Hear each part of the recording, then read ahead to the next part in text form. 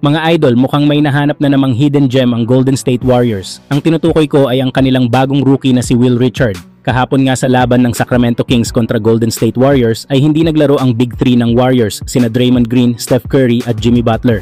Pero walang problema doon dahil itong batang si Will Richard ay nagpakilala agad sa buong liga. Gumawa lang naman siya ng 30 points, 7 rebounds and 3 assists in just 34 minutes of playing time. Isipin nyo mga idol, si Will Richard ay pinili lang ng Warriors bilang 56th overall pick in the NBA draft. Pero ganito na agad ang ipinakita. Dominating performance na tinalo pa nga ang anak ni LeBron James na si Bronny James. Bukod kay Will Richard, nagpakitang gilas din sina Jonathan Kuminga na gunawa ng 24 points and 9 rebounds and Moses Moody with 28 points, 3 rebounds and 3 assists. Pero kahit maganda ang ipinakita ng mga batang Warriors, natalo pa rin sila sa Sacramento Kings with the score of 121-116. At syempre, malaking dahilan dyan ang triple-double performance ni Russell Westbrook na gumawa ng 23 points, 16 rebounds, and 10 assists and DeMar DeRozan with 25 points.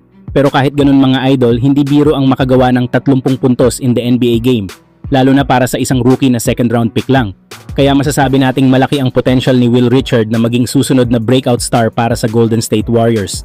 Kayo mga idol, tingin nyo ba bagong bituin na nga ito ng Warriors? Samantala grabe mga idol, may katuwang na si Devin Booker sa opensa at ito nga ay si Jalen Green, ang bagong alas ng Phoenix Suns.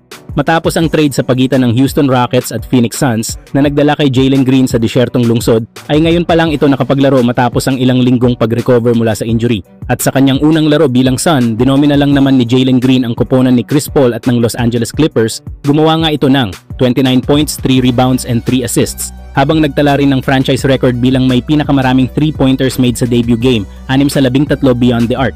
Bukod kay Green, nagpakitang gilas din si Devin Booker na gunawa ng 24 points, 6 rebounds and 7 assists. Ito ang dahilan kung bakit hindi na nakapagtataka kung bakit tinalo ng Suns ang Clippers with the score of 115-102. Samantala, kulang ang Clippers kanina matapos ipahinga ang dalawang star player na sina Kawhi Leonard at James Harden. Nabigyan naman ng pagkakataon si Bradley Beal na manguna muna para sa Los Angeles pero imbes na magpakitang gilas ay tila ng lamig ang kanyang opensa na gumawa lang ito ng 5 points, 1 rebound and 1 assist in just 19 minutes of playing time. Pinatunayan lang ni Beal na tama ang naging desisyon ng Phoenix Suns na iwaive ang kontrata nito noon. Muli namang maghaharap ang dalawang koponan sa November 9 at sa pagkakataong iyon, mas magiging matindi ang bakbakan dahil siguradong lalaro na sina Kawhi Leonard at James Harden para sa Clippers.